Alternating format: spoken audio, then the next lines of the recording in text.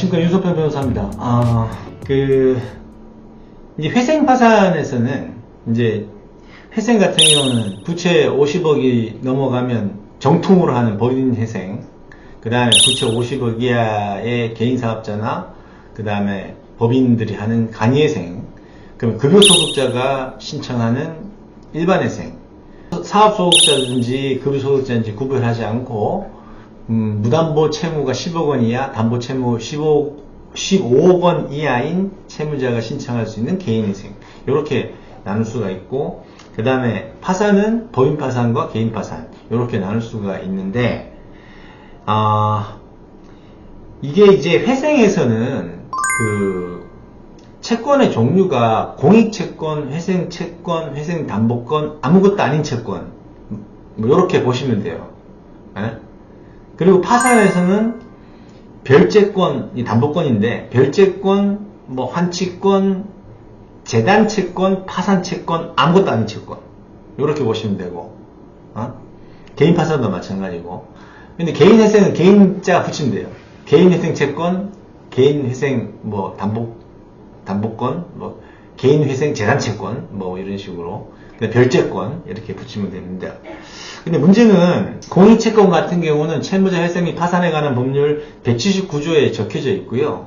그리고 파산에서 재단채권은 채무자 회생법 473조에 규정이 되어 있습니다. 그리고 개인회생 재단채권은 589조에 적혀 있거든요. 근데 이제 이게 왜 구별을 해야 되냐면은, 공익채권 회생에서의 공익채권, 개인회생에서의 재단채권, 그 다음에 개인 파산에서의 개인 파산, 법인 파산인 재단채권은 채권 신고도 필요 없고 채권 조사도 안 한다.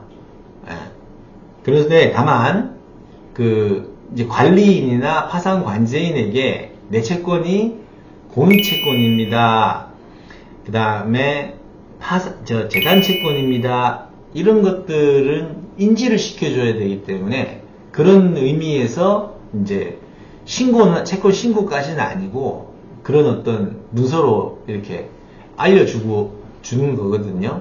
이게 공익채권, 재단채권은 분할 변제라든지 이런 배당이라든지 이런 걸 하지 않고 수시로, 절차와 관계없이 수시로 변제를 할 수가 있어요. 그래서 굉장히 유리한 위치에 있는 건데, 공익채권이나 재단채권이나 개인회생 재단채권이나 이런 것들을 절차와 관계없이 수시 변제가 가능한 이런 우선 변제를 할 수 있는 채권들의 성질이 뭐냐면은, 첫째로 개시결정이나 파산 선고 이후 원인으로 발생한 채권들, 그리고 이렇게 조문에 적혀 있어야 됩니다.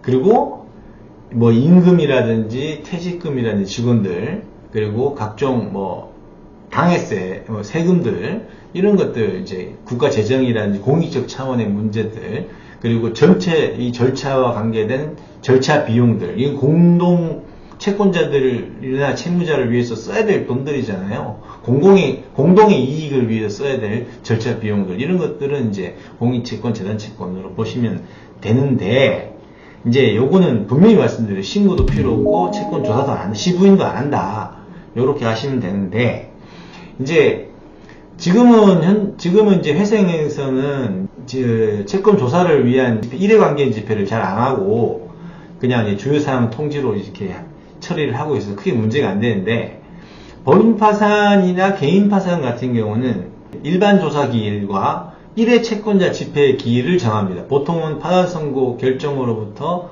4개월 이내의 기간에 딱 정해요. 파산 선고 결정문에 딱 나와 있습니다. 근데 개인 파산 같은 경우는 실무상 이제 조사 기일을 추정을 해놓고 이제 일처리를 하거든요.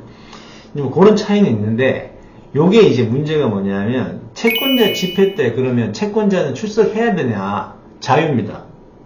그리고 대표이사 출석은 서울해상법원 같은 경우 대표이사 출석을 시키고 있고요. 지방도 가급적 출석을 시키고 있는데, 지방의 파산부들은 이렇게 사유가 있으면 대표이사 출석을 생략하기도 합니다. 그리고 파산에서 이제 관제인은 반드시 이제 출석을 해야죠. 법원 지휘하에 관제인이 주도적으로 집회하고 일반 채권 조사기를 진행을 하는 거니까. 그러니까 이제 법인 회생이나 일반 회생, 간이 회생 이런 거는 이제 일회 관계인 집회 원래 열었었는데 이제 안 열고 대체 절차로 이제 주요 사항 통지를 그냥 채권자들한테나 이해관계인에게 송달을 하는 것으로 간이한 게 이제 하기 때문에 그렇게 되거든요. 그래서 뭐 지금 이제 자주 하는 질문이 채권자가 이제 그 출석을 해야 되냐? 안 해도 된다. 채권자는 안 해도 된다. 관심 있으면 가시면 되고. 저 파산 선고 결정문에 채권자 집회 기일하고 장소가 딱 정해져 있습니다. 그거는 다 송달이 되니까 채권자들이 확인을 할 수가 있어요. 그리고 이제 대표이사는 서울해상법원은 출석을 시키는 쪽으로 하고 있고, 다른 지방법원은 가급적 출석을 시키려고 하는데, 뭐, 사정이 있으면 안 나와도 그만이고, 관제인은 나가야 되는 것이고, 그런 겁니다. 그래서 채권자 집회는 그간에 이제 채권 신고된 내역하고 이제 그 채권 시인 부인 일반 조사기일하고 채권자 집회하고를 같은 날 합쳐가지고 하니까 그날 이제 그런 어떤 요렇게 신고됐고 뭐하고 거기서 또 채권자들 이의를 진술할 수도 있고 이러거든요. 내 채권이 왜 지금 1억 신고했는데 지금 5천만 원이냐 뭐 이런 것들 뭐 그런 것들 진술할 수도 있고 아니면 절차와 관련해서 여러 가지 의견을 진술할 수가 있는데 그런 거 하려면 반드시 출석해서 구두로 하셔야 돼요. 구두로.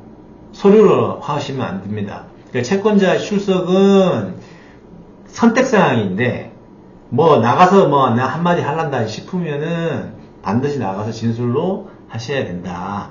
그리고 대표이사 출석은 서울해상법원하고 지방법원 파산부하고 지금 업무 운영 방식이 다르다.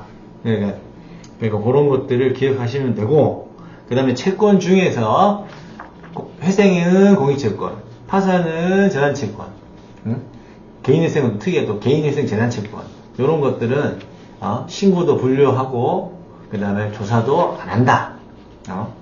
물론 뭐 공익채권 아닌 걸 공익채권 신고하면 또 재단채권 아닌 걸 재단채권 신고하면 그거는 당연히 부인되겠죠. 인정 안 되겠죠. 일반적인 회생채권이나 파산채권으로 돼버리겠죠. 그런 것들을 하는 게 바로 제1회 채권자 집회입니다. 회생에서는 이게 잘 안 하니까 그 길게 설명할 필요는 없고, 그래서 이제 출석 여부나 이런 게 궁금하시다 그러면은 지금 제가 설명한 부분을 참고하시면 되겠습니다. 감사합니다.